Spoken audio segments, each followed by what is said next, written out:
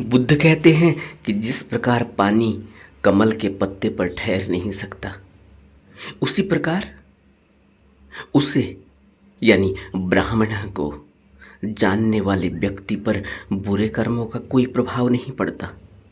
वह ऐसे ही हो जाता है जैसे ताड़ का वृक्ष जिसका सर काट दिया गया हो।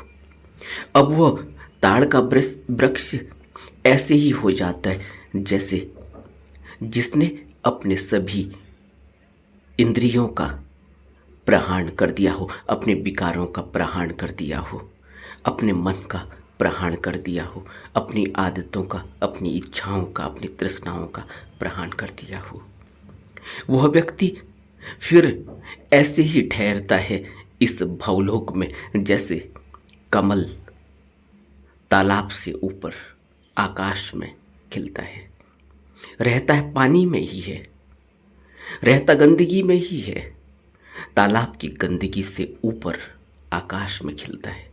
उस पर गंदगी लिपटती नहीं, उस पर गंदगी का कोई प्रभाव पड़ता नहीं, उस पर तालाब की बदबू का, तालाब के पानी का कोई प्रभाव नहीं पड़ता।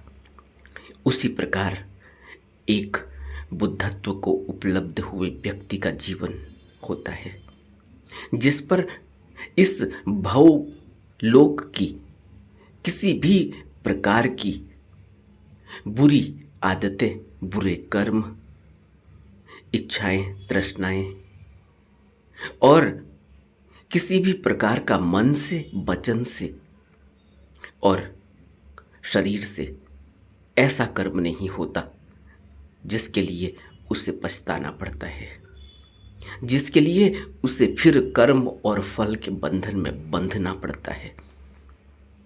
ऐसे व्यक्ति को बुद्ध ब्राह्मण कहते हैं।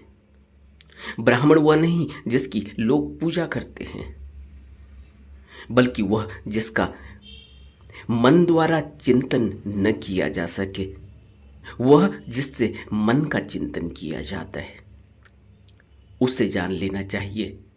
वही वास्तव में ब्राह्मण है, न कि वह जिसकी लोग यहाँ पूजा करते हैं, इस भवलोक में पूजा करते हैं, जिसके द्वारा शब्दों को अभिव्यक्त किया जाता है